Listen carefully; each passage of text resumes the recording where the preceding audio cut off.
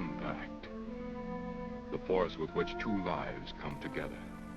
Sometimes for good, sometimes for evil.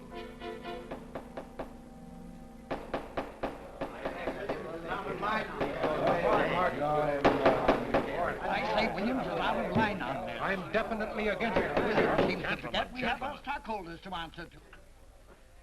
Phone Mrs. Williams, Della. Tell her to be ready in about an hour, and I'll pick her up. Yes, Mr. You phone San Rafael and see if those papers are on the way over from the executive. Yes, Will.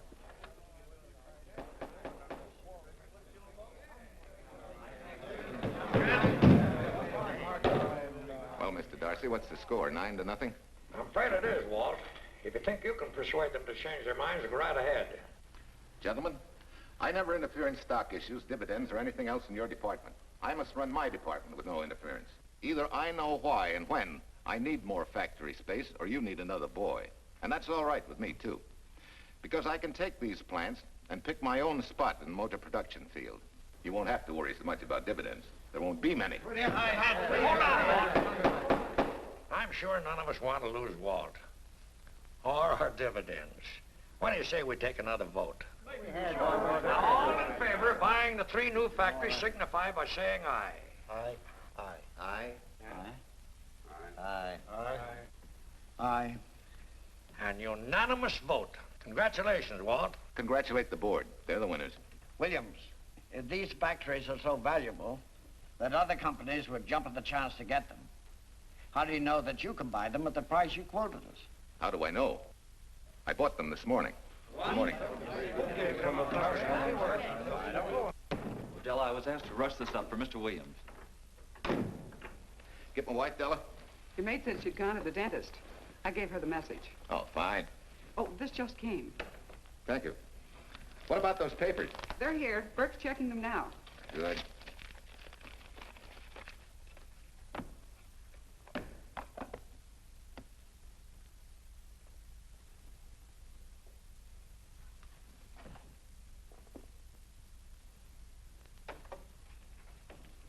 Congratulations, Walt. Take a look at Clause 4. Those provisions haven't been clarified yet. Oh, no? I wanted to leave for Tahoe right away. Get Judge Deering on the phone, will you? Never mind. I can get faster action if I run out to San Rafael myself and stick with him till they're right. Yeah? Mrs. Williams on 3. Oh, put the blueprints of that new diesel in, will you? I want Jackson to see him. Hi, Duchess. I'm afraid now we won't be able to leave till about 5 o'clock. What? You're not going with me, but I counted on it. But I thought as soon as Dr. Harris took care of whatever it was, I'd feel better. I don't. Stupid thing still aches, and I certainly wouldn't be a very desirable driving companion. No, seriously, darling, you run along and buy your little factories and hurry home. I'll send you back to the office. And cheat me out of my goodbye kiss? Not a chance. I've got to drive over to San Rafael. I'll stop on the way. Love me? Bye, dear.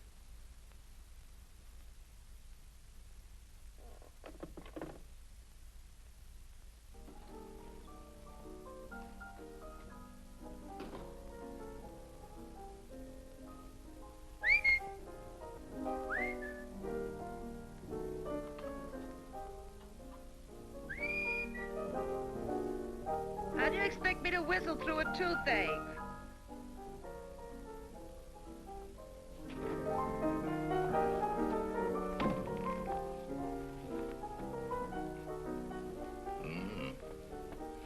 Nothing in the whole world smells as sweet as you do, Duchess.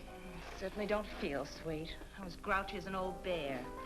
Well, old Doc Williams can give you something to fix that. Close your eyes. Relax a minute. Take a look at that and see if you don't feel better. Oh, Walt. Oh, darling, it's beautiful.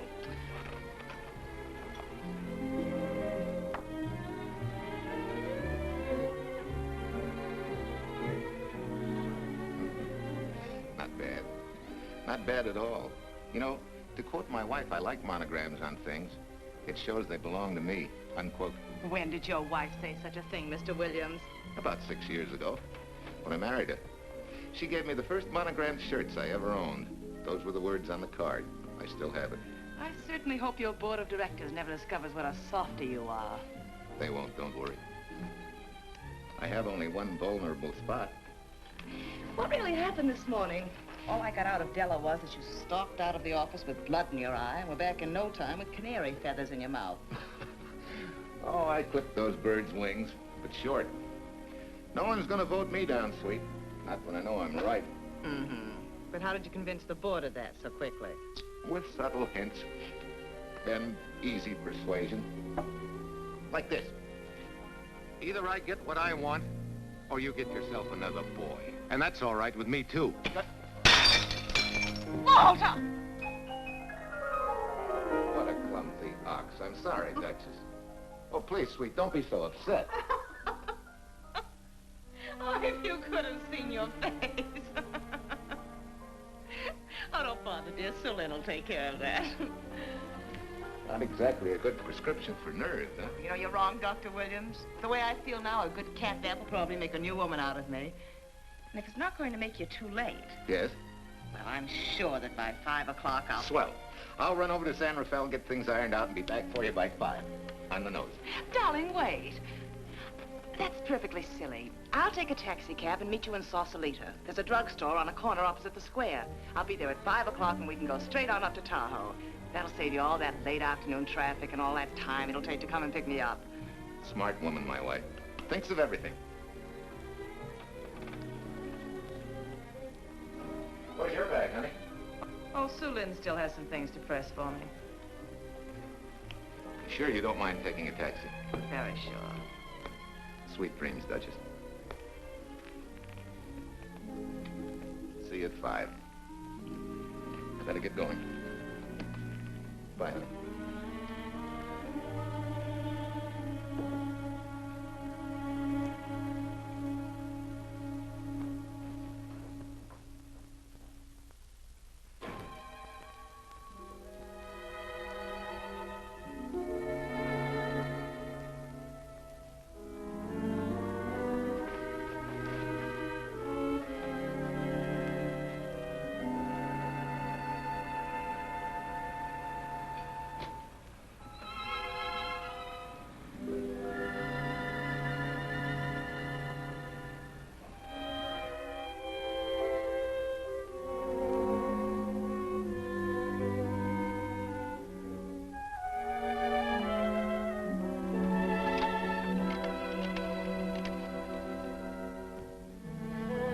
Long distance?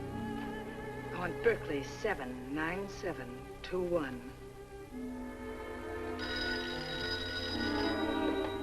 Hello. Ah. Hiya, beautiful. Yeah.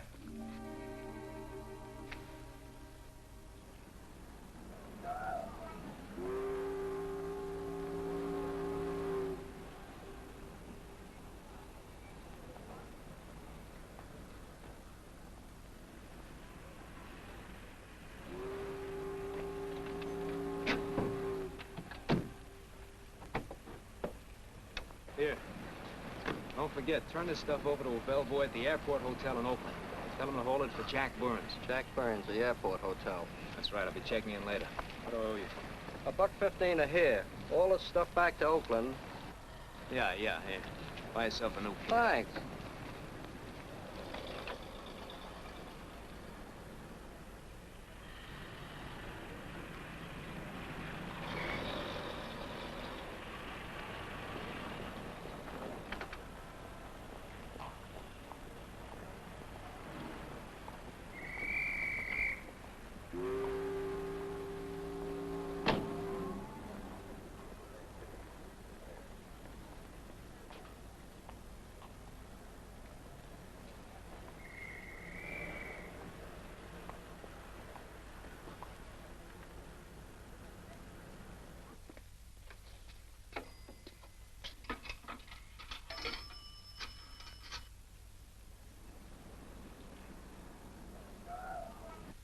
Hey, where's that new woman who was going to meet me? It's after 5 o'clock.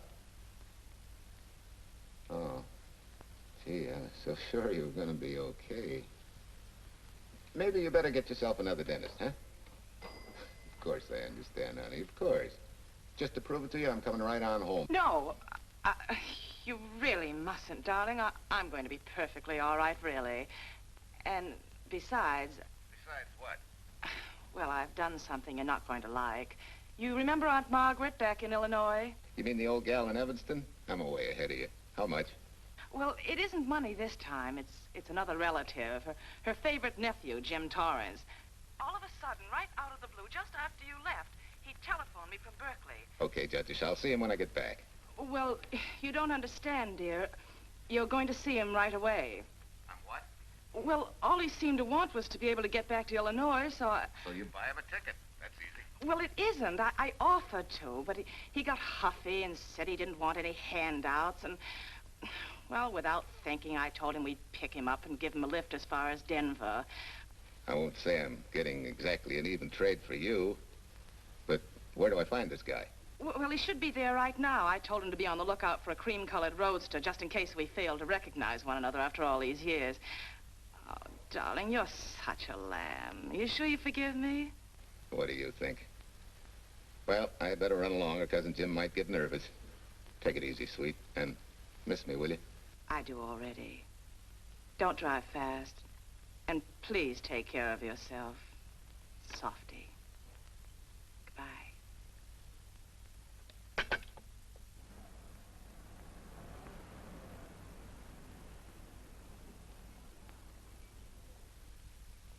Hello, Della? Yeah, Mrs. Williams wasn't able to go with me. Now, while I'm gone, you see that she gets her roses every morning. That's right. But this time, on all the cards, put love from Softy. Yeah, S-O-F-T-Y.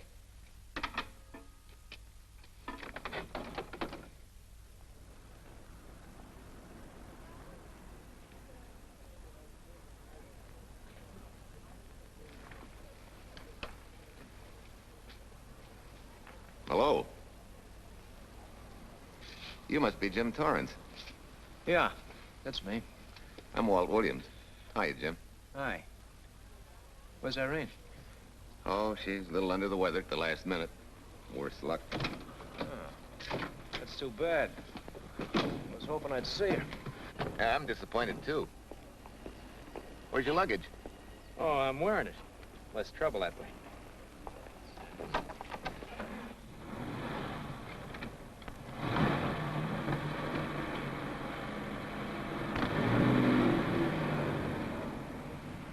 Irene tells me you're heading for Illinois. Yeah. Going been a little rough, huh? Haven't exactly been worried about my income tax. What's your line, Jim? Oh, guess I'm a better salesman than anything else. You know, I can give you a couple of letters when you get back to Chicago. It might help you. It's fine. Little in with the top brass never hurts. What outfit were you with? Patton's Third Army. How was it? Rough. Except for the time in Italy. I kind of liked it there. Patton's outfit never got to Italy. Of course. But most civilians never know or care, and I figured you didn't either. Well, I fooled you that time.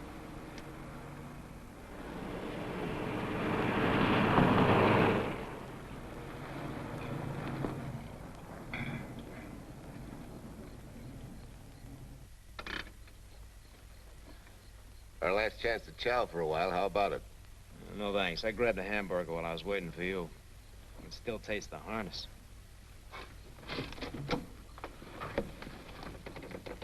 Sure you won't change your mind? No, I'm gonna grab a little shut-eye.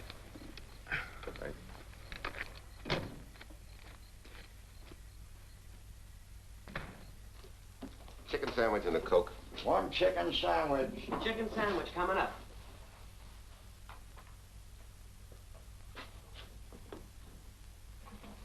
Give me change for $1, will you? Yes, sir.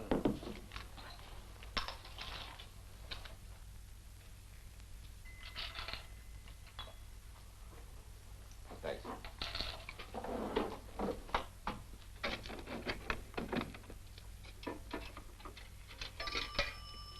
San Francisco.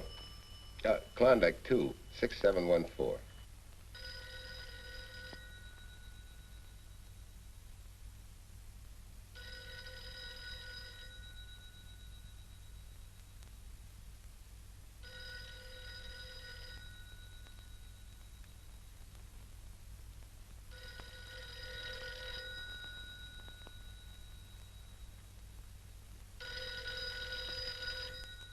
Klondike 26714 does not answer.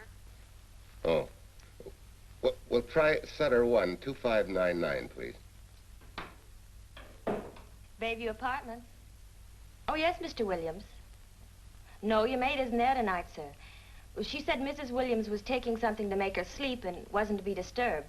But perhaps... No, don't disturb her. Just leave a message that I won't forget about a certain problem. Mm-hmm. I think I have it, sir. You want her to forget all about a certain problem. Softy, is that S-O-F-T-Y, sir? Softy is going to take care of it thoroughly. Is that all? Yes, that's all. She'll understand. Be sure she gets it the first thing in the morning. Right.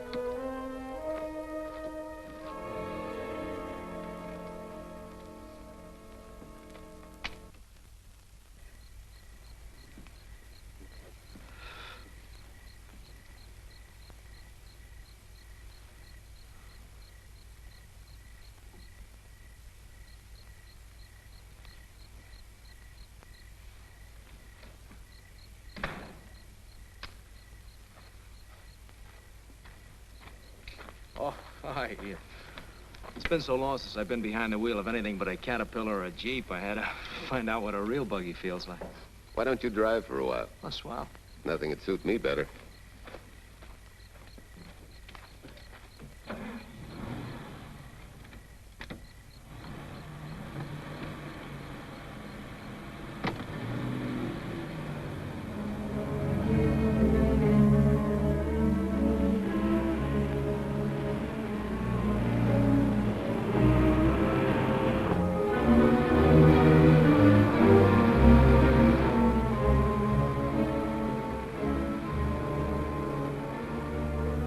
Tell me, Irene still got that little scar on her cheek? That one she got from the fall? Yeah. You can hardly see it now, though. How'd you know about that? She just got it last summer. Thought you said you hadn't seen her for years. Oh, from Aunt Margaret, of course. How else? She always sends me the news in her letters.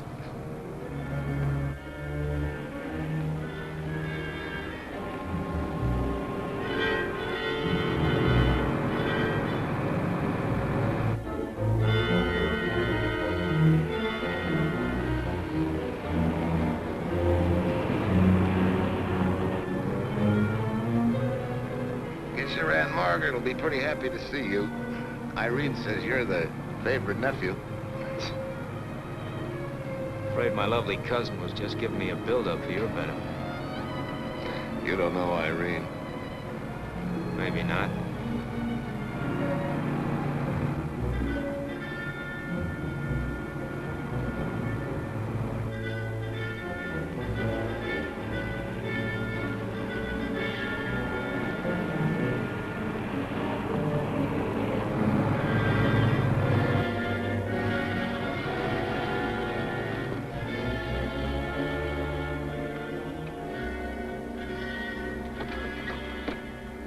What's the matter? I think we got a flat.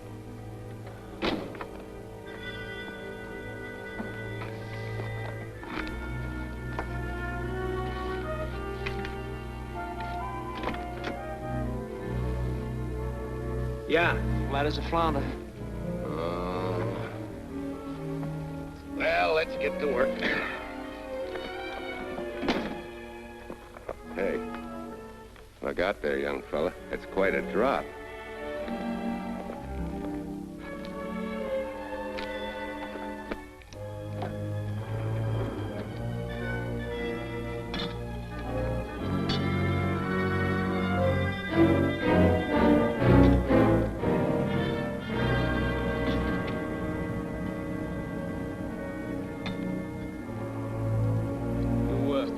You got a flashlight? I think I have. Get the jack. I'll take a look.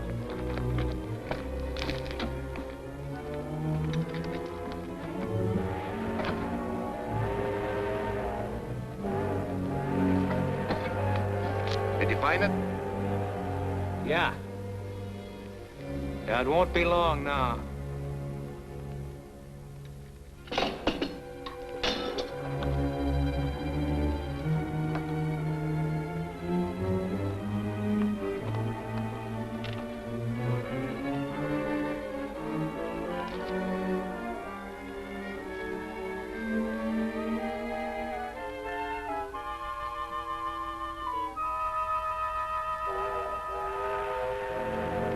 Come on, let's get going. Wait a minute. Did one of your cufflinks fall out? Huh? Well, something dropped. I heard it fall right down there at your feet. Hmm.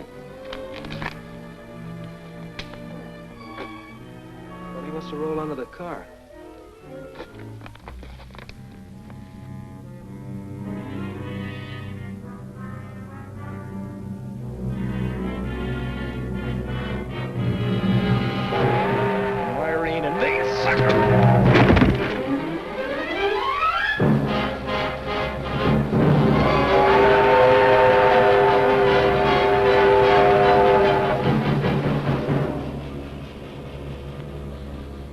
Hello?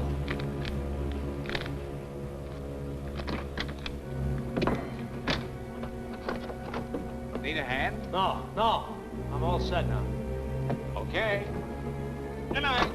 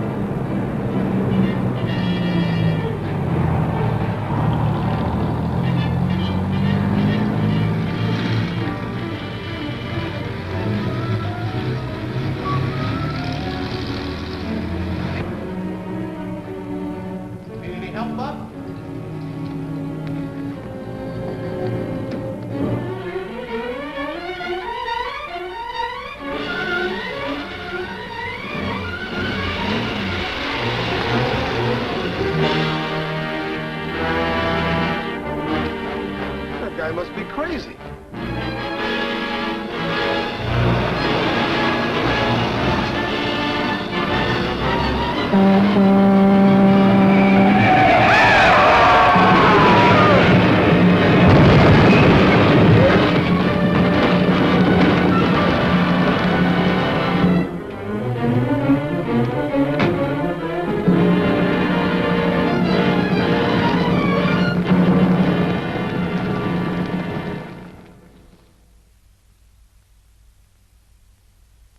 in case my husband should be late and have to rush for his plane. This will be taken care of. Thank you.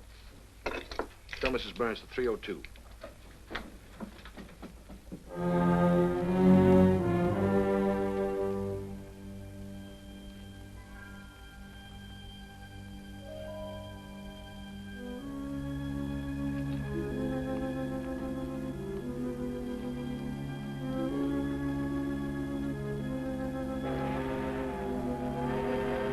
Irene and me, sucker.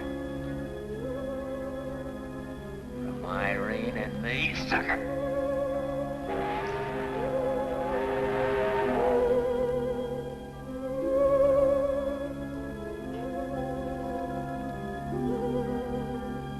Take care of yourself. Softy. Softy.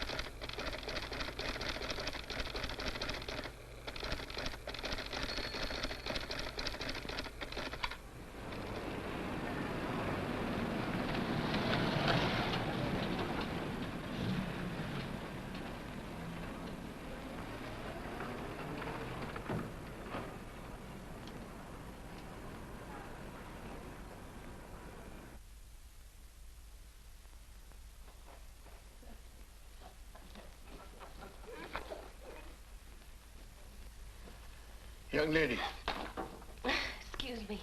I want to see Mrs. Walter Williams. I'm sorry, sir, but she left orders not to be disturbed. I'm sorry, too. Lieutenant Quincy of the police department.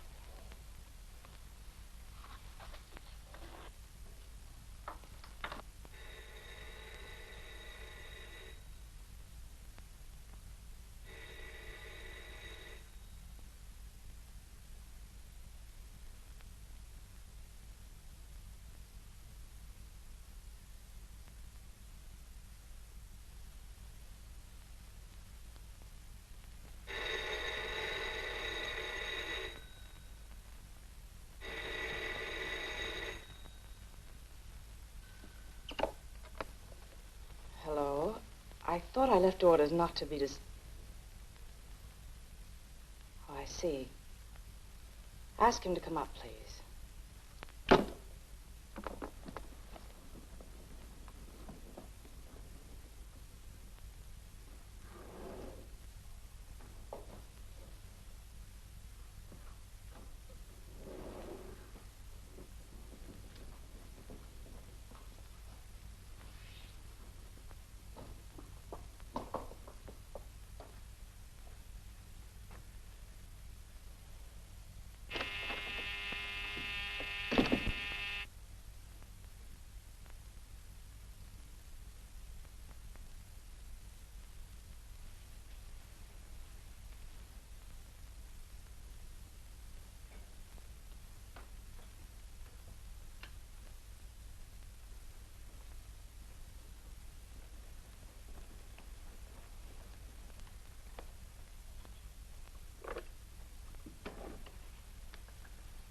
Yes?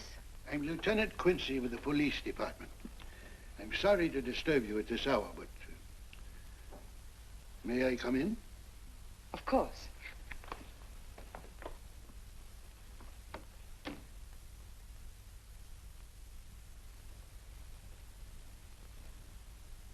Well, Lieutenant? Did your husband go on a motor trip late this afternoon? Why, yes, he went to Denver on business. Why? Was he driving a Packard roadster? Yes.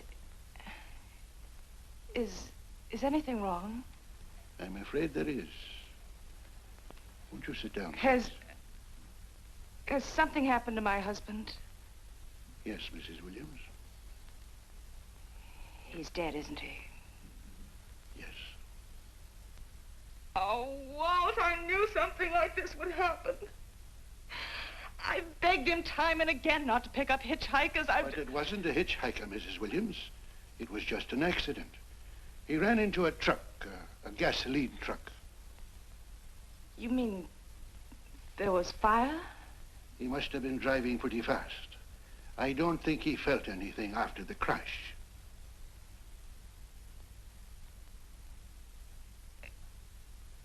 If there's nothing more you need me for, Lieutenant, I think I understand.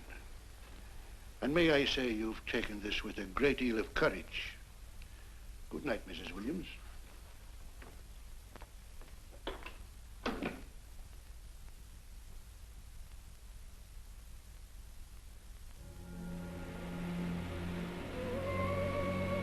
Take care of yourself. Softly. From Irene and me. Softly.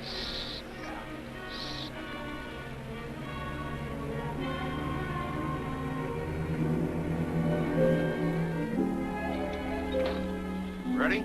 Yeah. That Williams must have been quite a guy. Yeah, he went to work for Universal Motors as a sheet metal worker. Mm-hmm. Less than 10 years, he's their top production man. Well, he sure went out in a blaze of glory. Yeah. Let's go.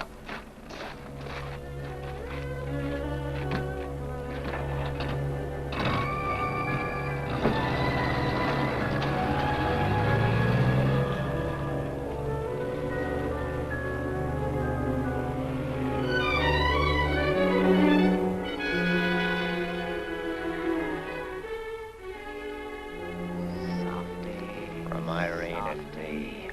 Sucker. Sucker. Sucker.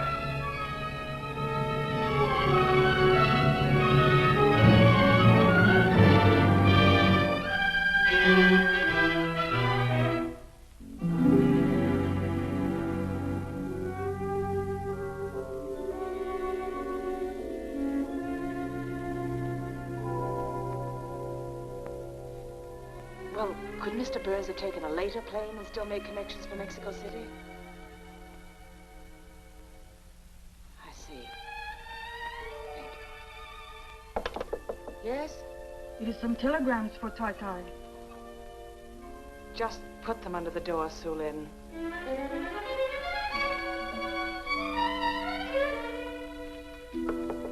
Please, Tai, a policeman Quincy most anxious to see you. Ask him to wait, Sulin.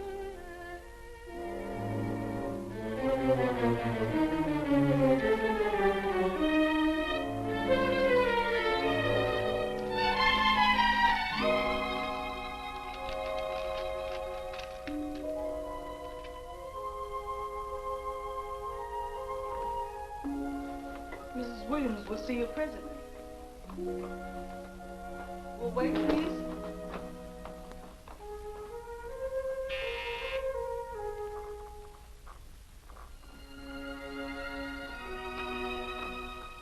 Flowers for Mrs. Walter Williams. Thank you.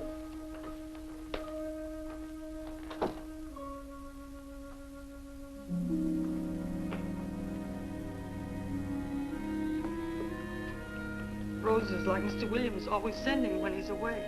You seem to have been very fond of Mr. Williams. Sulin is honored to have served him 5 years, and he... I'm sorry to keep you waiting, Lieutenant. I wouldn't be disturbing you again if it wasn't necessary. And I wouldn't be keeping you but a moment. You're being very considerate. Won't you sit down?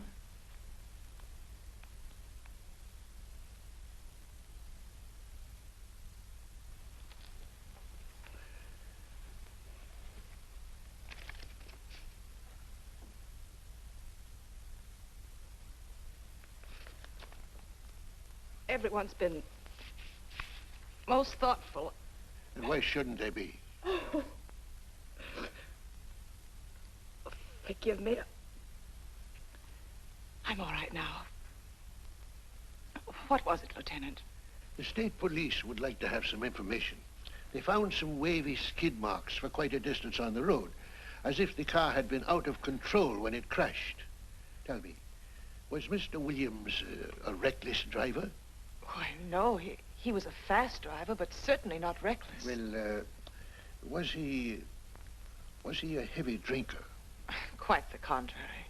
Well, what about his health? Could he have had a heart attack and lost consciousness before the accident? Why, no. He was in perfect health, but he'd been working much too hard lately and was overtired. Perhaps he fell asleep at the wheel last night. Oh, poor darling. If only I'd been able to go with him last night, he might still be alive. Well, maybe so and maybe not. You mustn't blame yourself, Mrs. Williams. Fate plays an important part in these matters. Your handkerchief.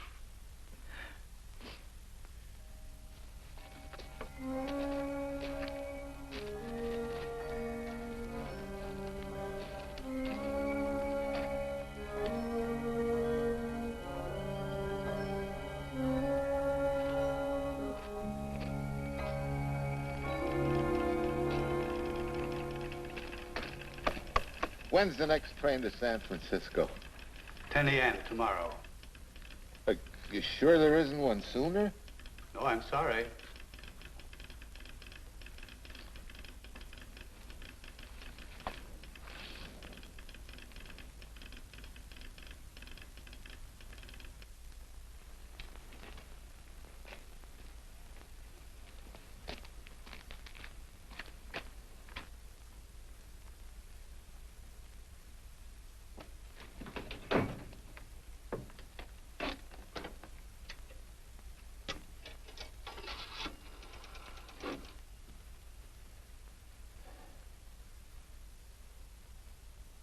We have a circuit now, sir. Evanston. Calling Mrs. Margaret Hubbard's residence in Evanston. One moment, please.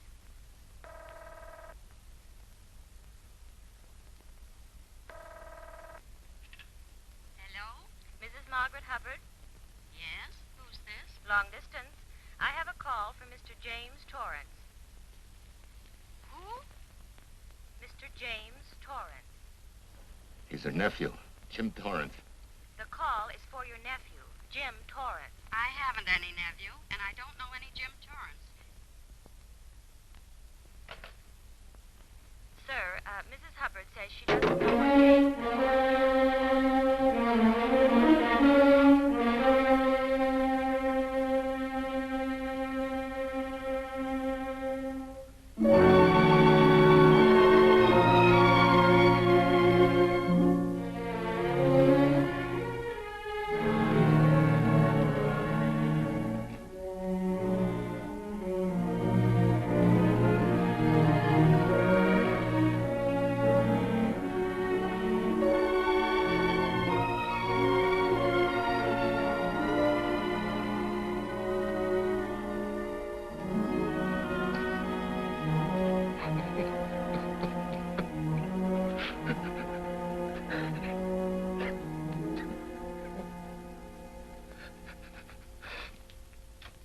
What's the matter, son? Looks like you need a doctor. Doctor? I can't leave the station, but old Doc Bender's just across the road there.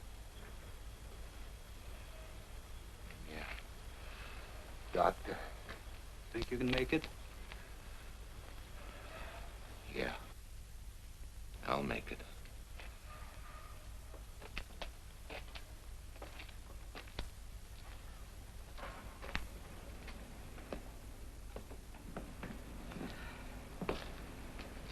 Now take it easy, man.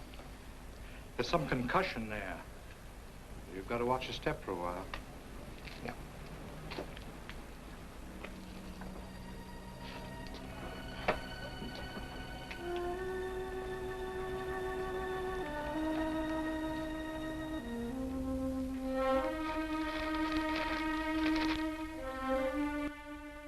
Walter Williams' beautiful widow, who by her own request sat alone in the family alcove during the service.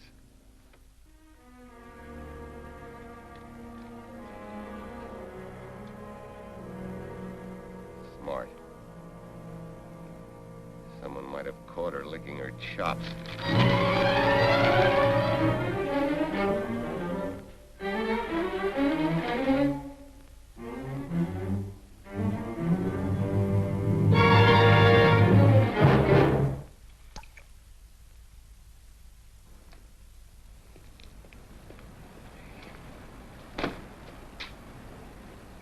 Hey, what's that? Walter Williams. Hey, ain't that the guy that... For the love of Mike, what's that briefcase doing here? He's dead. They did him a dirty trick if he ain't. Hey, now, wait a minute. Don't touch it. We better turn it over to the police.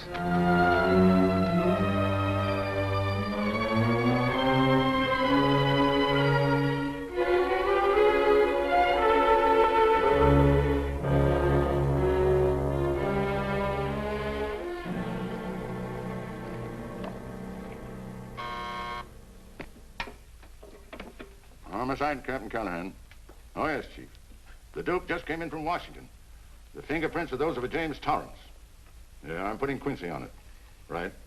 This sort of opens up a new can of peas on the Williams accident. There's the FBI reporting the guy. Playing with the lady's affection seems to come natural with him. All you got to do, Quincy, is find him. Yes, that's all I got to do. Last known whereabouts of Jim Torrance was in a moving van somewhere between Sacramento and Points East. Yeah, wait a minute. Last known address, care of his sister, Mrs. Joseph Rossetti. Irving Apartments, Berkeley. Well, what are you waiting for, Quincy? Let's go. Did Torrance leave any forwarding address? No, he said he was going to send it to me. Sorry to trouble you. Oh, Lieutenant, if you should happen to hear from him, will you let me know? There's an unpaid telephone bill and a bundle of laundry. Laundry. Let's have a look.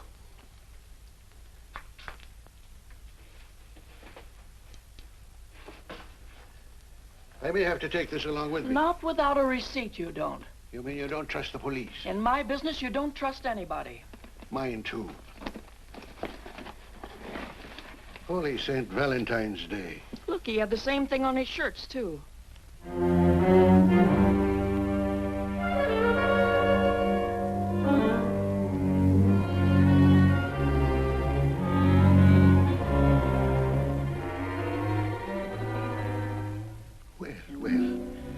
Romance in your late tenant's life. Did you ever see the lady? You know, I never did. But I always knew when she'd been here, the wonderful perfume. I lay you 10 to 1 she's a rich widow. Could be. Wait, I'll get you his telephone bill. Pretty fancy stuff for a hitchhiker. Yeah, but he's a pretty fancy hitchhiker. According to the shirt maker, a certain lady in the town had these made special. And they're just like her husband's. Only his initials were WW. Sort of smells, don't it, Cal? Now take a look at this little item that was also found in the laundry. I for Irene and W for... Well, it could be for Williams, too, couldn't it? Yeah. Homicide, Callahan speaking. Hello? Oh, hello, Fitz. Hello. What news? Oh? Any luck? Both days, huh? Swell. Have it typed up and sign it. This report of Fritz will be a nice little topper for this pile. His checkup shows calls from Torrance's phone to Williams's private number, and a flock of them going the other way, including one on the 7th and several on the 8th. The 8th, in case you've forgotten, is the date of Walt Williams' accidental death. Well, that ought to be enough to get an indictment out of the grand jury. Go pick her up. I'd like to play a long shot first. It might give us 2 for 1. Well, take 'em one at a time. A bird in the hand is not going to lead us to its mate. I'd like to give the lady a little more rope. Well, Thanks. I thought you'd agree.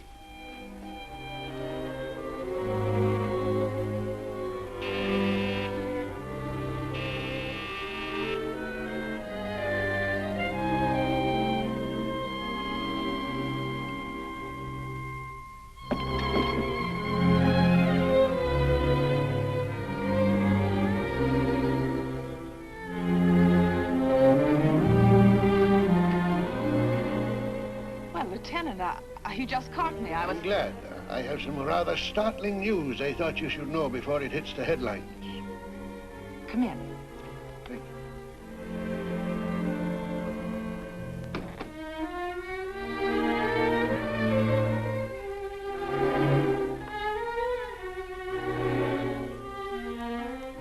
Sit down, won't you, Lieutenant? Thank you.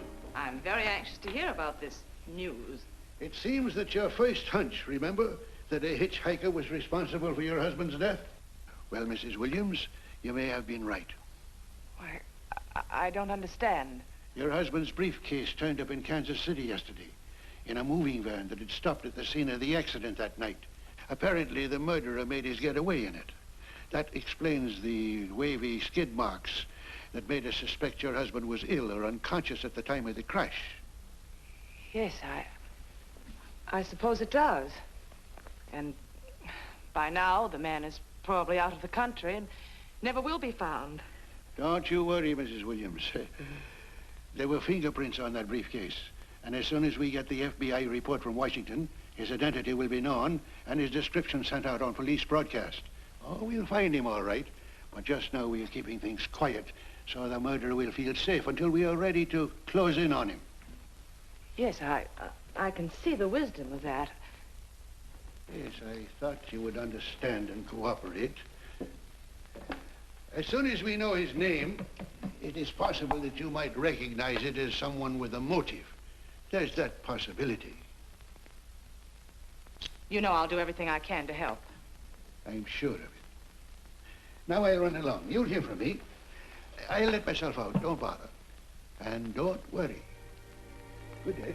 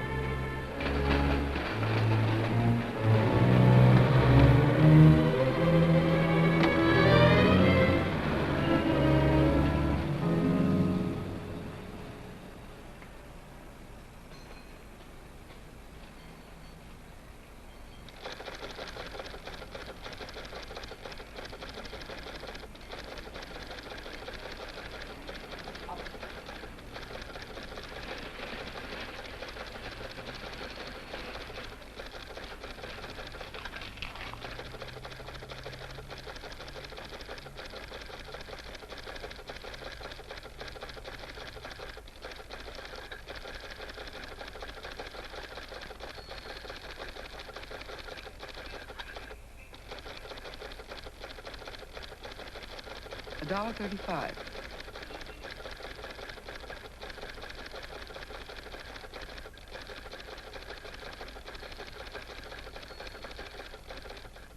See, everything after the letter J in the first name has been obliterated by heavy writing over it. The only impress letters legible are those between words or before them, like RNS at the end of this name here, and the Hotel Santa here before the word Evanston. Well, Tom, don't you think it's about time you retired? Why, there isn't even evidence there of Mrs. Williams' intent to communicate with Torrance. And who do you think she beat a path to the telegraph office to wire to? The League of Decency? I'll tell you what I think, that you should have brought her in when I first told you to. By the time we get her now, she'll have figured out a way to tip Torrance off. He'd be that much tougher to find. Not unless she's tipped him off from your office. Ernie's got her on ice waiting for you.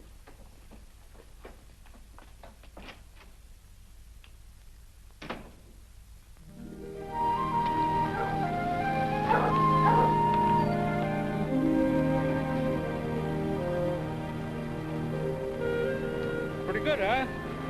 Fastest growing little town in Idaho.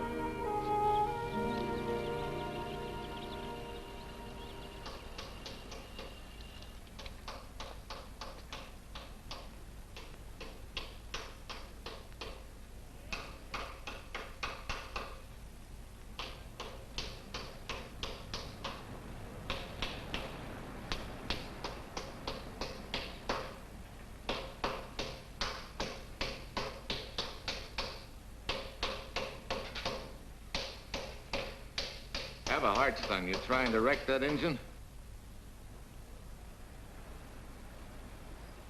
Oh. Sure. It's a hobby of mine. The way you're going at it, you can't miss.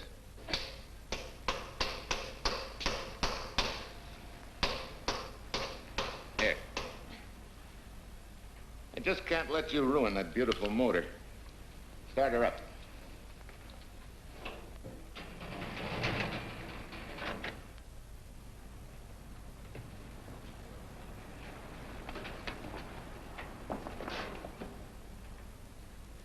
Okay, start her up.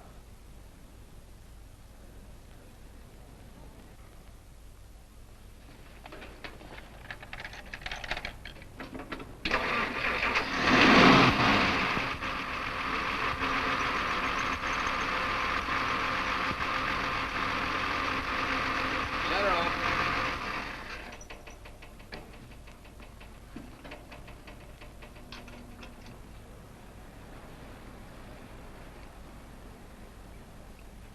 You're certainly not a mechanic by trade. Hands like that. Maybe it's a hobby of mine.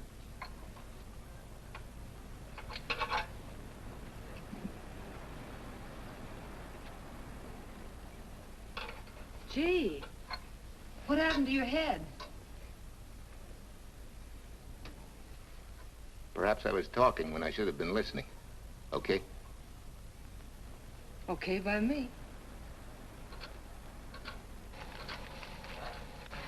Thanks a lot, Hill. So long, Marcia. Bye. He's all right now. You better lay off though till the boss gets back. I'm the boss. I guess the new cars are a little bit over my head. Now, with a jalopy, it's different. Aren't there any mechanics around here you can hire? No, they all went over to the new factory in Mansville. I guess they got better wages. Tough break. Yeah. How much do I owe you? Oh, forget it. Well, I'll be shoving along. Well, at least have a cook in the house. You might as well. Marcia, can I use your phone a minute, please? Sure, help yourself, Uncle Ben. Never rains but what it pours. 650, please. Flat tire this morning. Now the danged engine stalled on me. Nice and cold. Wilson's garage? No, I did not give you the wrong number. Fine thing using my phone to cheat me out of repair bills. Aren't you ashamed? You gave me the wrong number. 650, please. You're a nice girl, Marcia Peters, and your ma's a fine woman. And I'll always buy my gas and oil here. But you ain't never gonna tinker with my car again. Busy? Busy. Always busy. Wait a minute. We're not so busy. Would you like to do another good deed and give Uncle Ben a hand? Why not? Where is your car, mister? Maybe I can help you. Why, are you a good mechanic? Very good. And very reasonable. Well, just what you need, girl. Better hire him. It's an idea, Uncle Ben. Come on. Thanks for the Coke. Sure.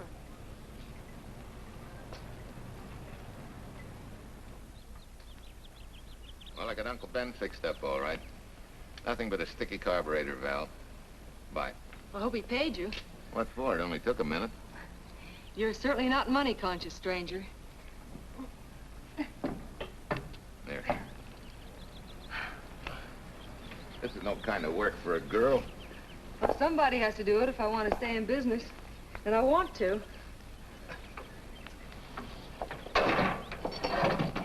Must be some business that you're better suited for. Couldn't you lease this place to somebody? Sure. I did while my husband was overseas. But when he was killed in Okinawa, well, we'd made a lot of plans for the future here. And I had a hunch he'd like it if I took over and tried to make a go of it. Takes more than a hunch to do that. I got along famously. Business has been fine until lately when the help got short.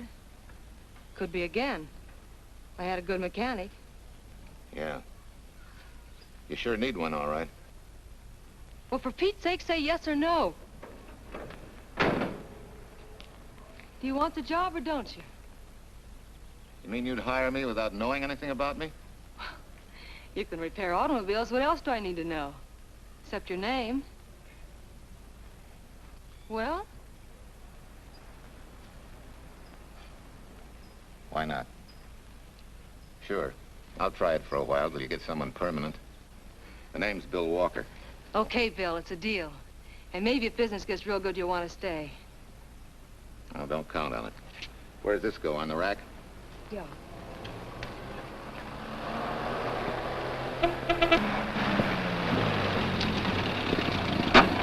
Marcia! Marcia! It happened! It's a boy, 8.5 pounds. Pair of shoulders like a prize fighter. Well, congratulations, Papa. How's Jane? Ah, perfect. Everything's perfect. Gotta get down to the store and tell the gang. Almost forgot.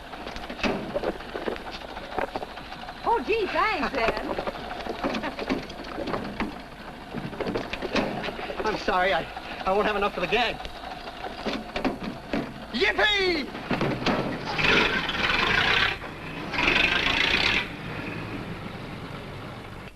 Thanks.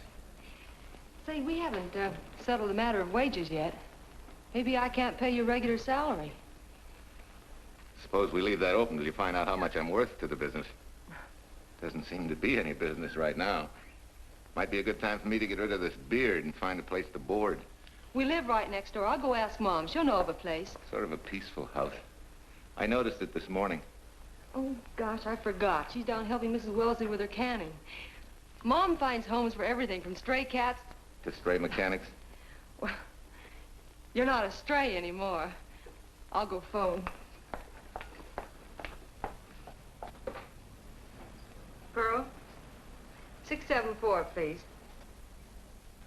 Hello, Miss Wessler. May I speak to Mother? Hi, Mom. I've got some good news for you. I hired a man for the station. Yeah. No. Nobody we know. He's from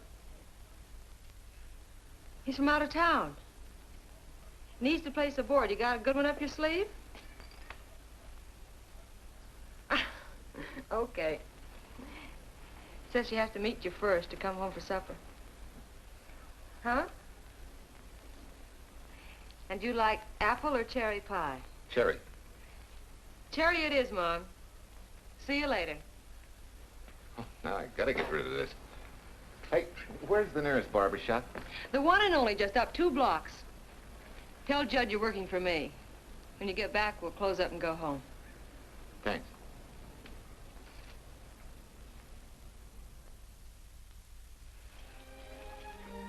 Well, that's real nice.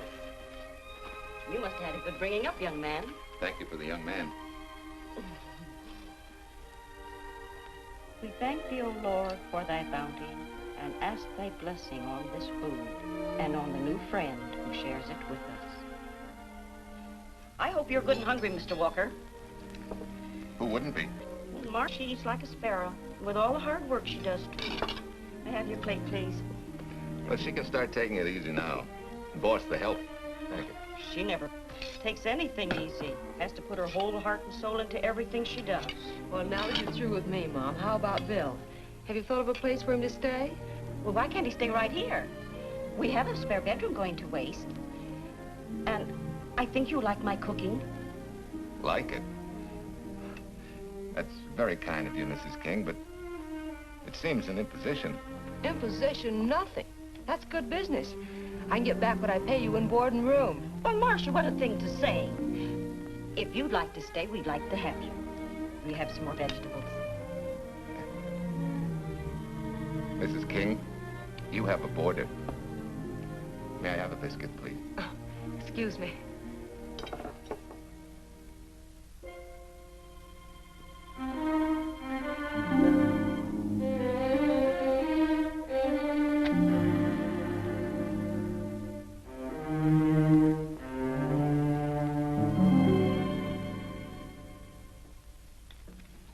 Okay, Miss Schultz.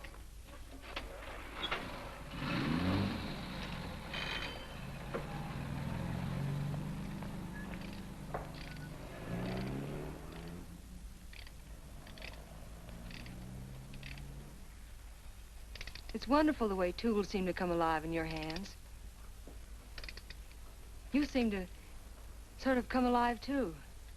As though you got real pleasure out of working with them. I do.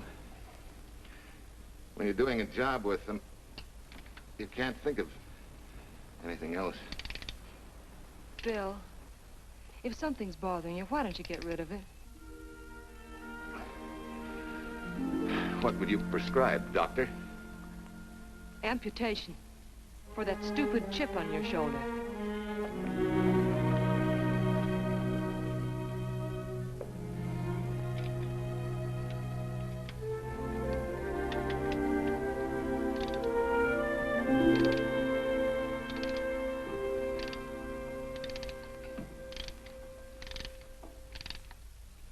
What you need is a ring job. Save yourself some money. Gee, Bill, with the baby and everything, I just can't afford it now. Oh, we'll take care of that. Hey, boss. How's Ed's credit? Good enough for a ring job? Well, sure, if I can hold Junior as collateral. Oh, not a chance, fella. Never mind her. I'll do it on my own time. Oh, thanks, Bill. Maybe we'll see you tonight, huh?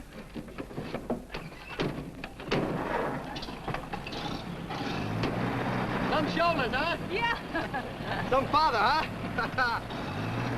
Bye, Marcia. Bye, Marcia. Bye. Nice kids. Hey, was Ed clowning about their being hard up? No. Things have been pretty tough for him ever since he got out of the service. Fix a car for him, Bill, and only charge him for the labor, okay? Then he gets it for free. I'd already figured on knocking that off. Say, we could make it an anniversary present. Anniversary of what? Junior's arrival, and mine, 3 months ago today. Time certainly flies. That was a lucky day when you came to MP service. Your work's been bringing in a lot of business. I'm glad of that. Hated to have fallen down on Mom and you. Say, look, boss, why don't we three celebrate tonight and go to the movies? Ed said he and Jane were going. Well, that lets Mom out. She'll be babysitting. I'd love to go, Bill. I haven't been in ages. Here's your opportunity. Go to work.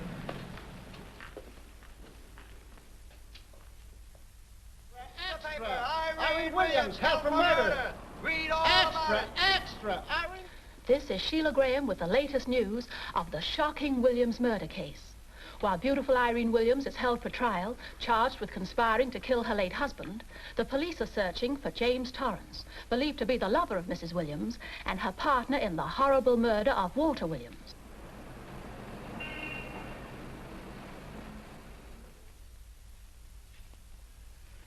If I'm handling your case, my dear Mrs. Williams, I want 1/3 of everything you get. You're out of your mind. You don't realize what I'll get as Walt's widow. Perhaps you don't realize the spot you're in. Torrance's fingerprints were found not only on your husband's briefcase, but, in a manner of speaking, on your reputation as well. There's a detective named Quincy, a very smart cookie. He isn't exactly for you. Frankly, Mr. Warner, I'm beginning to wonder if my attorney is for me. Underestimating the enemy's ammunition would scarcely be wise. Now, if we can get to trial before Torrance is found, they'll never get a conviction. But... But what? If he shows up, we may have to fry him. Oh, no. Let's not cross that bridge until we have to. But if it comes to a choice, we're not going to burn, are we?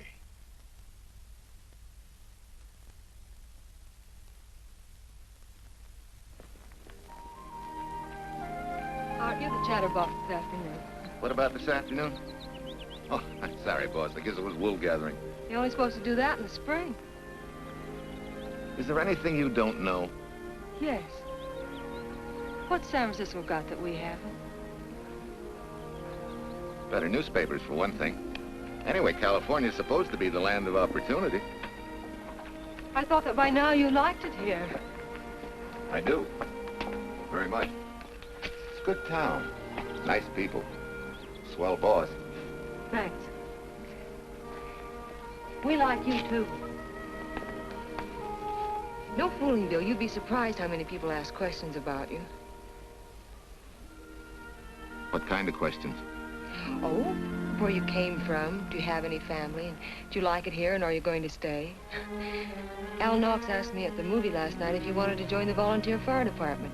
Just interested, friendly things.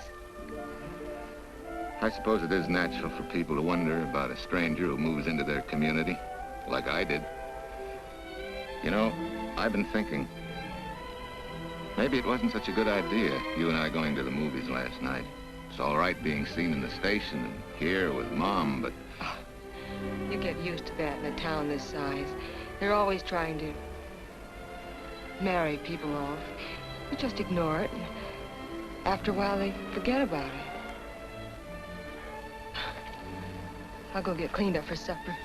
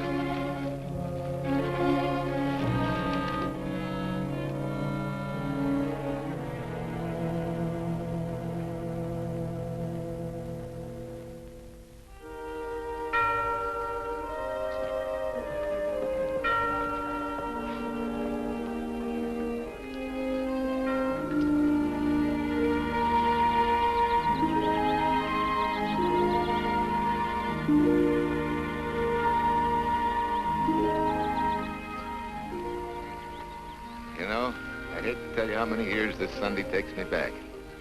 Did you always fall asleep during the sermon? I wasn't asleep, Mrs. Peters. I merely closed my eyes to concentrate. Oh, so that's what you call it. I had to nudge you to stop you from nodding. Quiet. You're disturbing my reminiscent mood. Even smells the same. Could be the same bees buzzing in the same clover. As they say, you can take the boy out of the country, but... A rolling stone gathers no moss. It has to stop rolling sometime, doesn't it, Bill? Sometime, maybe. We grow a very becoming shade of moss here in Larkspur. Don't you think? You grow a lot of nice things here. Anyone in particular? You'll have to skip the answer to that one. Someone tore it out of the book. You're married, aren't you, Bill? Yep. That's right. You must have loved her very much to have been hurt so deeply. To be so afraid of someone, even yourself. Maybe it's better that way. then no one gets hurt. Bitterness and hatred hurt everyone. Can't you see, Bill? They're like a wall that shuts out all the sunshine from a garden and lets everything wither. Make room in your heart for something else, can't you? I guess this is my day for sermons. Sorry. As Mom would say, you never get rich minding the other fellow's business. Hey, that's a flyer. I'll be seeing you.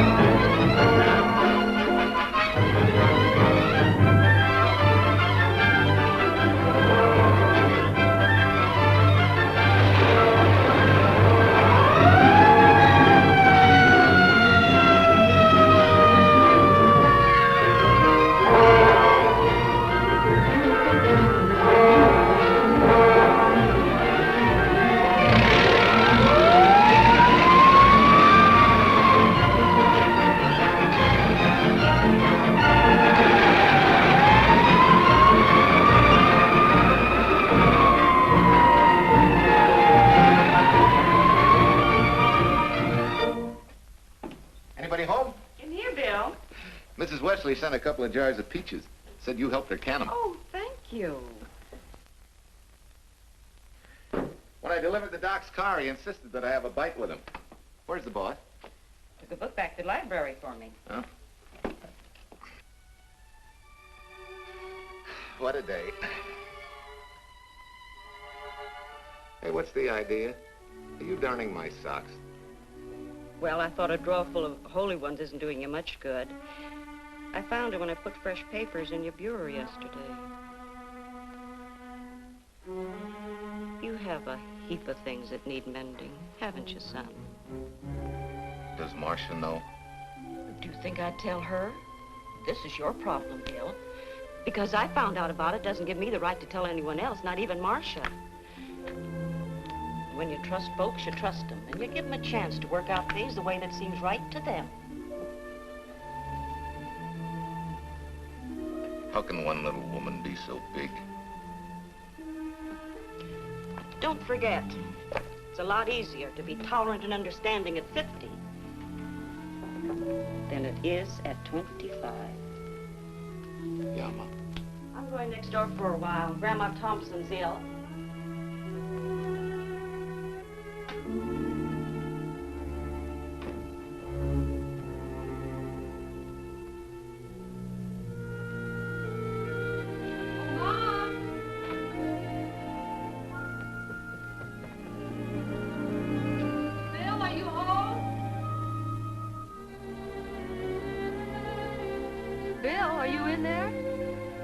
Yeah? Mom went next door, Marcia. Hi. Do you work awfully late? Oh, about 6. Anything wrong? Come in. I want to tell you something. I'm checking out. Has something happened? No, just... I'm doing what I should have done a long time ago. Moving along. But why, Bill? My name isn't even Bill. There isn't any Bill Walker. I'm Walter Williams. The late Walter Williams. Walter Williams? I don't understand. You may not even after I've told you, but at least you'll know the whole story. Sit down, please.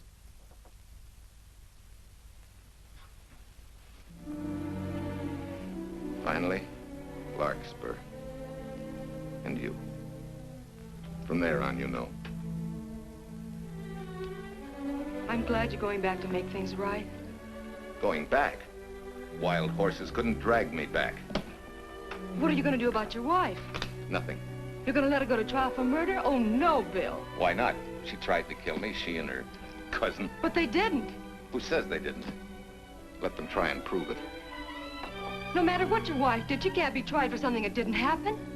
Oh, Bill, can't you see? You bet I can see. She deserves everything she's getting. Sorry part of it is they'll never convict her. No, Bill. The sorry part is you're not big enough to take a hard jolt to your pride and to your ego. Sure. It hurts to be tricked and cheated by someone you loved and believed in. But that doesn't give you the right to take justice into your own hands, to trample on the hearts of others and walk out on life. A barren, frustrated boyhood. A marriage to a woman who accepted my love, yet despised me so thoroughly she resorted to murder. I'll never think of our moments together without nausea. I feel stripped bare, degraded. Because you've closed your mind and heart to everything else. Even me.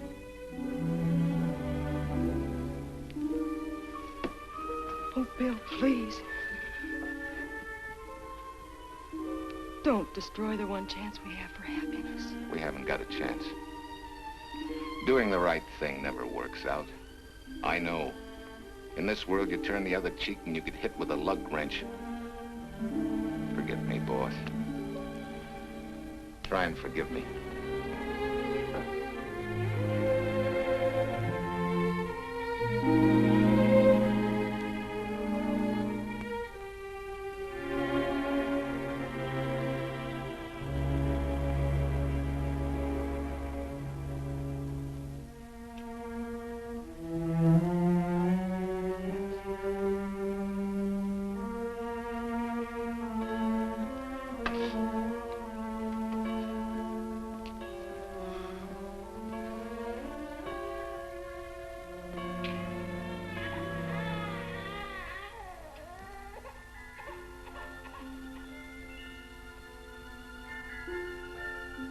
It's a boy.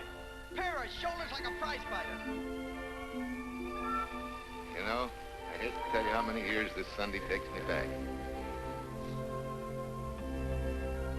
You have a heap of things that need mending, haven't you, son?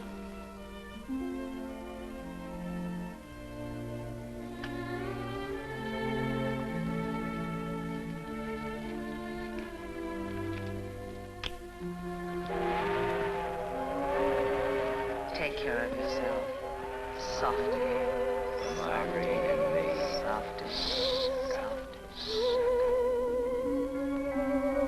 You're not big enough to take a hard jolt to your pride and to your ego. Sure. It hurts to be tricked and cheated by someone you loved and believed in. But that doesn't give you the right to take justice into your own hands. Trample on the hearts of others and walk out on life. Oh, Bill, please. Don't destroy the one chance we have for happiness.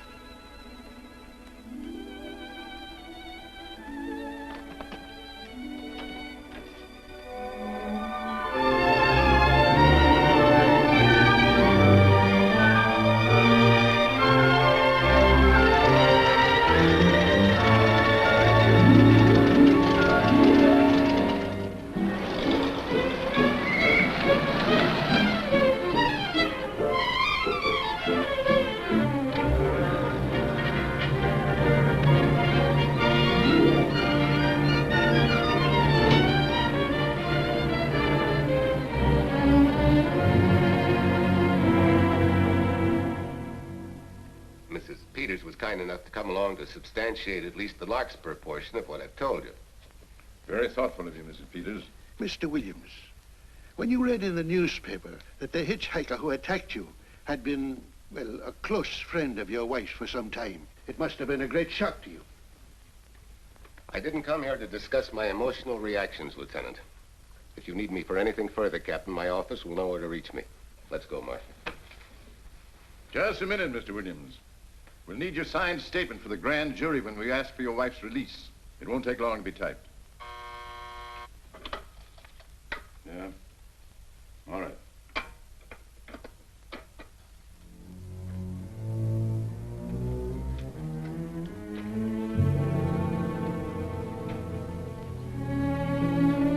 Come in.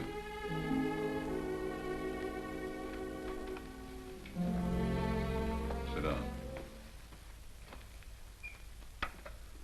Mrs. Williams, we We have news for you. Really? I can scarcely wait.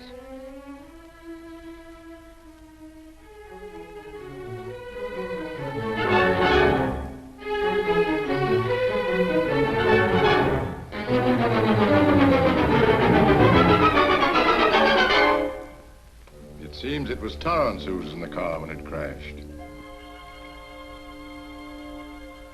Jim? Dead?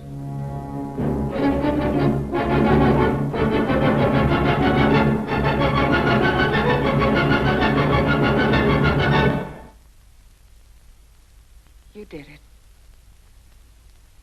You killed him. No. He tried to kill me. Thought he had. And he ran into the truck. It was an accident. An accident? You wait all these months to tell this story. You let me rot in this filthy jail. Wait a minute. You let everybody believe you're dead. Pretty convenient, wasn't it? A dead man can't be tried for murder. Mr. Williams, perhaps your wife would understand better if you would explain to her about the amnesia. Amnesia? Oh, don't tell me you believe he had amnesia. Where's he been all this time, just wandering around in a daze? Tells us he's been in Larkspur, a little town in Idaho, working as a mechanic in a service station, run by Mrs. Peters here.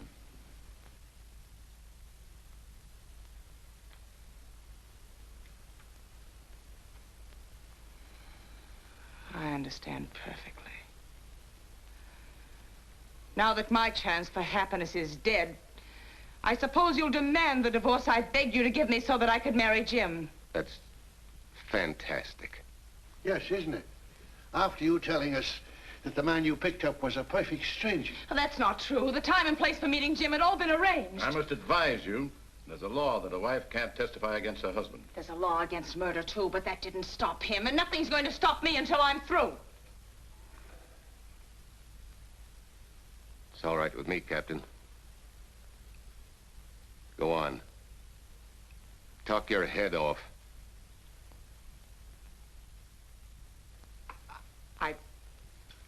I was to have gone with him to Denver. He insisted on it, although I was quite ill. Several hours before we were to leave, he came home.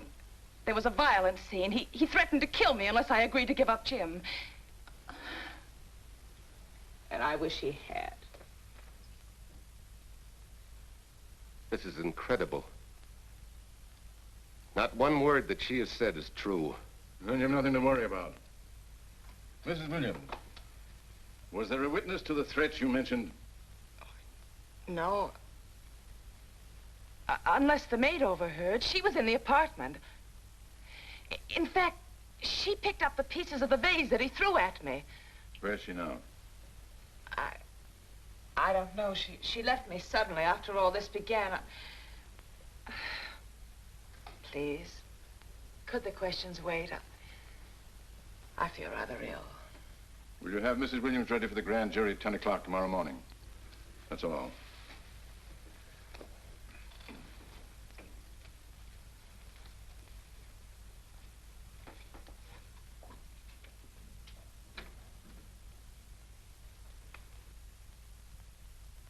We're going to hold you too, Williams. On what charge? Suspicion of murder.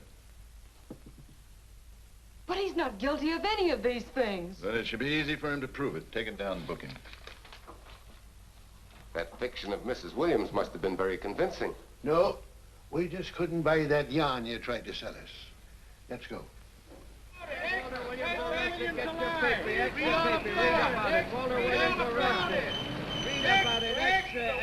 Watch me, wife freed and murder charge. Extra, get your paper. Walter Williams charged with murdering wife's lover. Extra, get your paper. Irene Williams goes free. Husband held. Extra, get your paper. Wife freed and murder charge. Walter Williams charged with murdering wife's lover. And Daly's going to cover Williams' office. Okay, boys, hop to it. I want all I can get by 10 a.m. tomorrow for the grand jury. Okay, Chief. Oh, Tom, don't miss a bit. Dig up everything you can on Williams and the Peters dame. You sort of believed Irene Williams' story, didn't you, Ben? She made better sense than he did. Well, sure, she's a better liar than he is. Don't forget, I went all through her grieving widowhood with her. She's a bad customer. Well, that's for the grand jury to decide, and Williams insisted on letting her talk. So it's his funeral. Funeral, all right. Especially with that yarn he told. But murder's out of character for him. There's a few pieces missing somewhere. There might be in Idaho, if it's not too much out of character for you to get going. You're going to miss me, Cal, when I retire next year. Maybe I'll join Private Eye and solve your cases for you.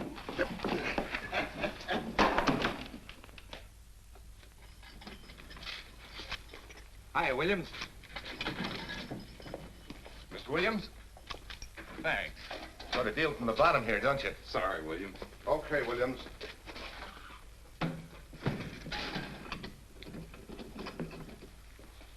Well, not very good news, judging from your faces. Well, Walt, the grand jury returned indictment against you. Mrs. Williams was released. I see. Now, don't you worry, Walt. We'll have you back at work where you're needed, and in short order. Come on, Eldridge. There's a visitor waiting far more attractive than we old fogies.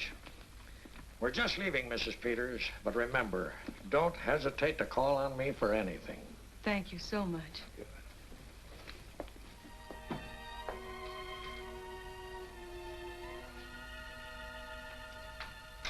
Hi, boss.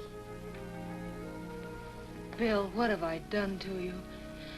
If it weren't for me, you wouldn't be here. If it weren't for you, I wouldn't be.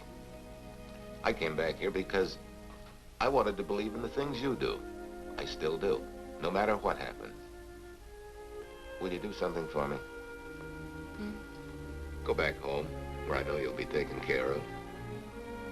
Not a chance. You'll have to think up a better reason than that to get rid of me. I'm a big girl now. I've just been to Larkspur, Williams, where I found these newspaper clippings. Of course, some of them are 3 months old, but you seem to treasure them, so I brought them along. So? I don't think they exactly substantiate your claim of amnesia. As if you were interested in substantiating any claim of mine. Now, let's get one thing straight. Most people, when they get in a jam, think the police are only interested in the prosecution. Our job is to get the facts, the truth. And the truth never hurt anyone but the fellow that lied. Unless he was a beautiful woman. Oh, quit kidding yourself, Williams. You made the boner. I had no more to do with Torrance's death than you did. And out of the whole population of Northern California, you just happened to pick up a hitchhiker who happened to be your wife's boyfriend. Ah, have a heart, Williams. I suppose you'll tell the truth when you take the stand, but you better have some mighty conclusive proof if you expect the jury to believe it. Wait, Lieutenant. Bill, we all know you're not guilty, but we're going to need help to prove it, and need it badly. Lieutenant Quincy can't take sides, but if we're right, he has to be on ours. And I have a hunch he wants to be. Why don't you tell him the whole story? All of it. Please. I'd like to, Quincy, very much. Guess I should have told the whole truth in the first place. But I wanted to clean this mess up with as little scandal as possible.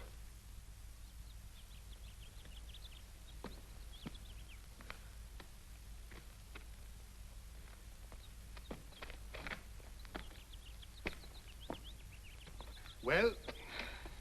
No sign of the lug wrench or anything. My dear Mrs. Peters, will you please stop trying to be a detective?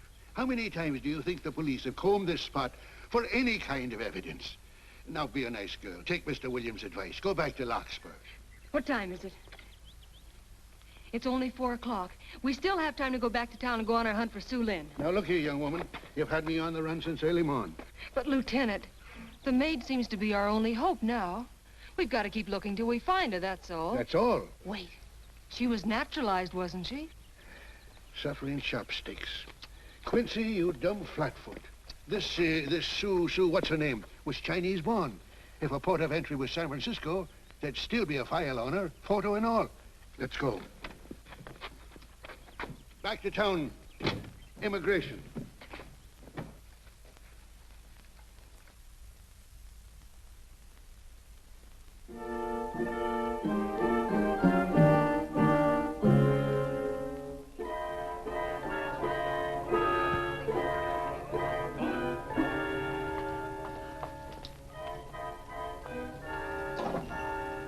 The council has given us the right lead.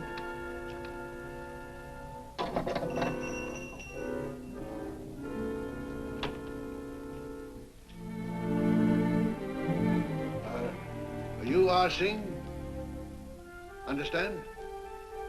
You savvy English? Also French, Italian, and Hebrew. May one ask what is desired? We're looking for Su Ling Chung. The Chinese consul said you were her uncle and might tell us what she is. This daughter of my brother, has she offended the honorable police? Oh, no. They just wanted to ask her some questions about Mr. Williams, the man she used to work for. Ah Sing's heart is heavy that he cannot lead you to her. But things that are not known cannot be told. Well, if you hear anything of her, report it to headquarters.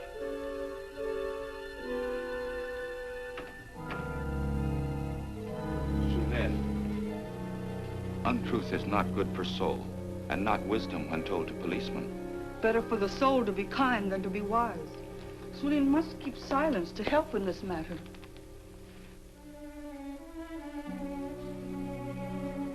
You know, you're quite a gal. In case I haven't told you lately. You're just too easily pleased, that's all. There must be a way out. Why can't we find it? Oh, buck up, boys. Tomorrow's another day. Yesterday you go to trial. Bill, I'm afraid. And the state intends to prove, beyond any reasonable doubt, that the defendant, Walter Williams, did, with malice aforethought, kill the deceased James Torrance, whom he knew to be his wife's lover. And that with his victim dead beside him, he drove his car into the course of an oncoming truck, jumping clear himself some seconds prior to the crash. And subsequently, he made his getaway in the back of a loaded furniture van. And for 3 months, as Bill Walker, he laughed at justice, but had imprisoned his unfaithful wife for conspiracy in his own murder. But then he decided that being dead cramped his style. He thought he could eat his cake and have it too. So he returned, most anxious to explain his long absence and to right the dreadful mistake that had imprisoned his wife for 3 months. Ladies and gentlemen, it was a cold-blooded, premeditated murder and must be punished to the fullest extent of the law. Call the first witness, please. Captain Callahan, did Walter Williams tell you what suddenly cured his amnesia after 3 months? No, he did not. But he did tell you the man that struck the blow which caused the amnesia was a total stranger, a hitchhiker he had picked up. Yes? And that he knew nothing of this man's identity or relationship with his wife until he suddenly recovered from his amnesia and heard or read the details. That's what he said. That's all. Thank you, Captain. Your witness, Counselor. No questions. No. I saw no signs of amnesia, but definite concussion. He was a bit evasive in answering questions, but not vague or unsure. In your opinion, Doctor, could this head injury have been caused by a fall? Yes. If the head had struck on some object, such as a stone or a metal pipe. That's all, thank you. Your witness. Dr. Bender, are you familiar with a tool known as a lug wrench for changing automobile wheels? I'm afraid I am, sir. I've had a regular epidemic of flat tires lately. Well, then, in your opinion, could this head injury which you treated have been caused by a blow from a lug wrench? Yes. It could have been caused by that, too. Thank you, Doctor. The ones with the earliest dates, you will notice, are heavily creased, as though they'd been carried in a wallet or a coat pocket. Thank you. Lieutenant Quincy, will you kindly tell the court where you found these newspaper clippings? In the bedroom occupied by Mr. Williams in Mrs. Peters' home in Larkspur, Idaho. Is this your handwriting, Miss Revere? Yes, sir.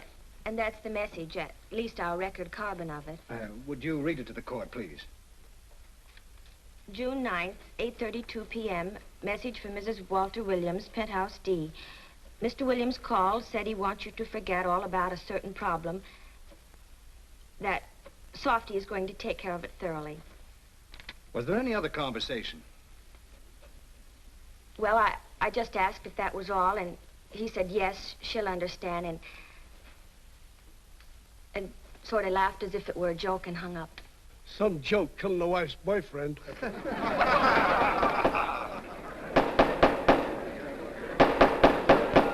of the state versus Walter Williams. All the rounds so far have gone to the prosecution, and it was a grim-faced Williams who was returned to his cell this afternoon. What the score will be after he takes the stand is anybody's guess, but he's going to need some lucky punches to get a decision. And though Torrance struck with intent to kill, after telling you this is from Irene and me, sucker, you still telephoned Illinois to find out if there was a cousin Jim. You are hard to convince, aren't you, Mr. Williams? Is it so incredible that a man should fight against believing such a thing about his wife? Oh, that is very touching. From a husband who planned a trip on which he intended to destroy his wife and did kill her lover. That's a lie. Your Honor, I object to the conclusions drawn by the prosecutor and move that it be stricken from the records. But, Your Honor, there is a corpus delicti, remember? Who was your wife's lover. Objection sustained. There's also her own story, which in front of witnesses you insisted she tell. And then we have your own two different stories from your own lips. One featuring a perfectly strange hitchhiker, the second an equally strange cousin Jim, without a questionable substantiation for either bit of fiction.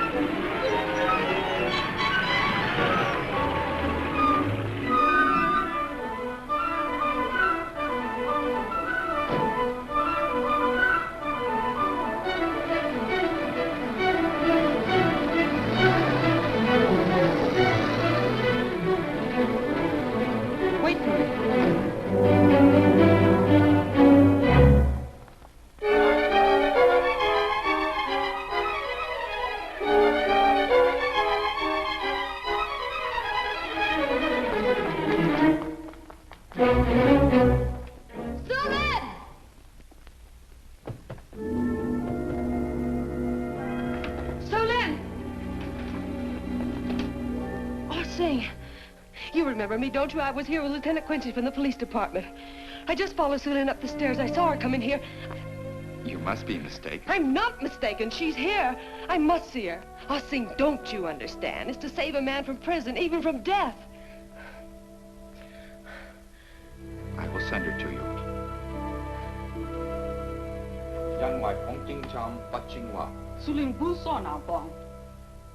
Oh, Sue Lynn, we've been looking for you all these weeks. Mr. Williams needs your help so desperately. I cannot help. You must forget that you found Sue Lynn. Forget it? But you're his only witness. You're the only one that can help. Not as a witness.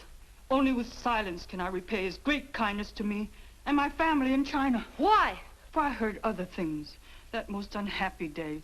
From Mrs. Williams' bedroom, his voice very loud and angry. A flower vase broken to pieces. He can explain all that. They do not believe what he's already told. That I heard anything would do harm. Don't you see?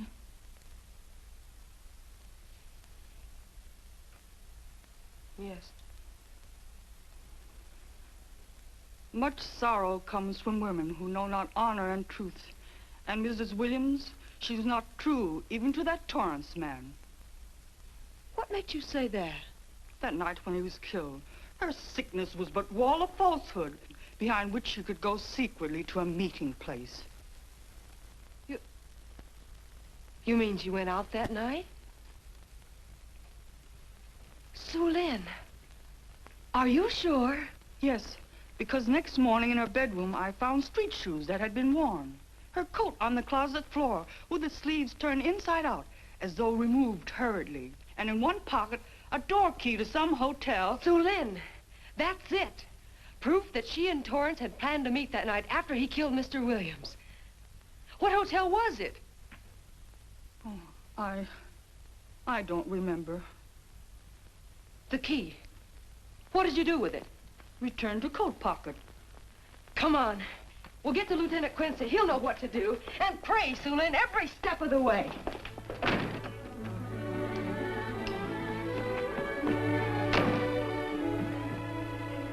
Now hold everything. Even if this long shot don't work out, we'll just keep on pitching.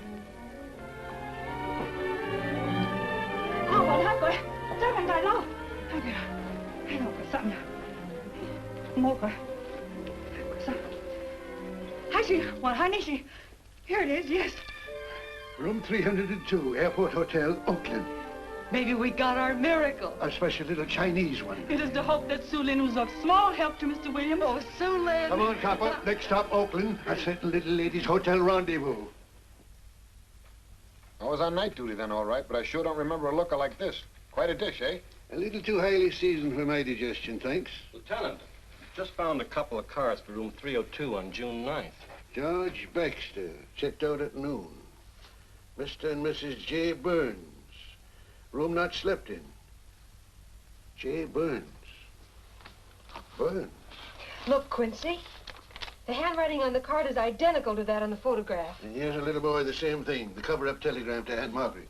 Now look at the impressions. J here, and here RNS. J. Burns.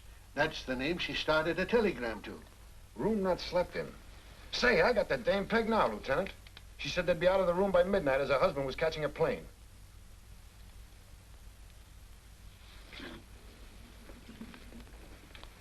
But Quincy... Reservation for Sam Andrews. Yes, sir. This ties it all up, doesn't it? Yeah, like a greased pig.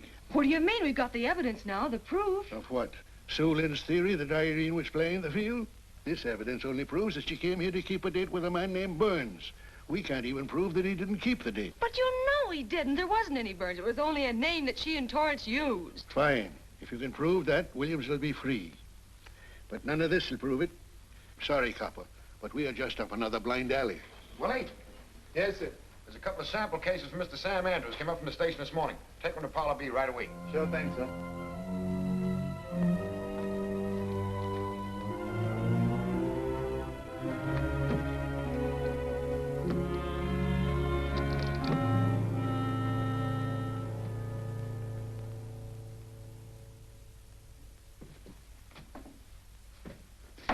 Be seated.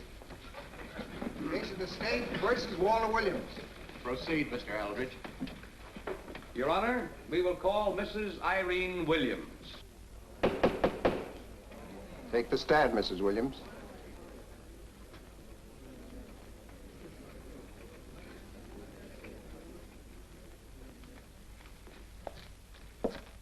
Raise your right hand. You solemnly swear that the testimony you're about to give in this cause to be the truth, the whole truth, and nothing but the truth, so help you God? I do. Hey, what cooks? The defense calling her? Mr. Eldridge, what's the purpose in calling this witness? Merely for purpose of identifying handwriting. Now, Mrs. Williams, this photograph of you... Was stolen from my apartment. So, according to the inscription, to Walt, my adoring and adored husband, Irene, this belongs to Mr. Williams. This is your handwriting, isn't it? Of course. I'm touched that he should have wanted it so badly. And this telegram, addressed to Mrs. Margaret Hubbard. Is that also your handwriting? It is.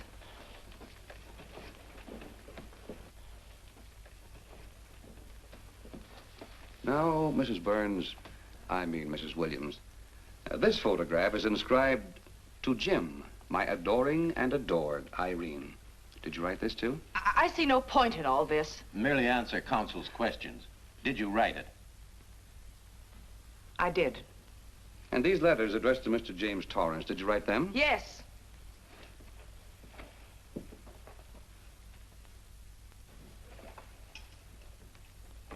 And this monogrammed garment, A gift from you to Mr. Torrance? Why must I be tortured again by all this? I never made any secret of my love for Jim Torrance.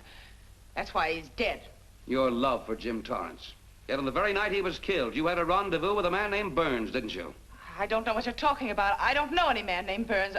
I was at home that night, very ill. Oh, yes, the sleeping pills. Well, you must walk in your sleep then, for you spent at least part of that night at the Airport Hotel in Oakland, where you registered for Mr. and Mrs. J. Burns. Don't waste the court's time trying to deny it. This is the registration card that you signed at 9:20 p.m. And there's the room clerk who assigned you to room 302. And this, Mrs. Williams, is the key to room 302, which you very carelessly left in the pocket of a coat which was found in your closet yesterday. All right, I was there. Now you're satisfied. Not quite. This J. Burns, Mrs. Williams, was his first name Jack? Yes. Have you been in contact with him lately? No. How long since you've seen or heard from this Jack Burns? Well, I don't know. I don't remember. You bet she doesn't remember, because there isn't any Jack Burns, and there never was. That was an alias for Jim Torrance. And it was Torrance who was to have met you that night, after your charming little plot to kill your husband had been duly executed. It's not true. It's not true. I have bad news for you, Mrs. Williams. I can prove it's true. These pajamas, these letters, this picture, all of which you identified for the court, were found in this suitcase, which is full of the clothes and personal belongings of Mr. James Torrance. And the suitcase was found in the baggage room of the Airport Hotel, where it's been held since June 9th. And it says on this tag, in large print, hold for Jack Burns. That is all, Mrs. Williams. Just a moment, Mrs. Williams. Your Honor, in view of the evidence presented, we now ask for a dismissal of the state's case against Walter Williams. And we intend to charge Irene Williams with conspiracy to commit murder against her husband, Walter Williams. Oh, no.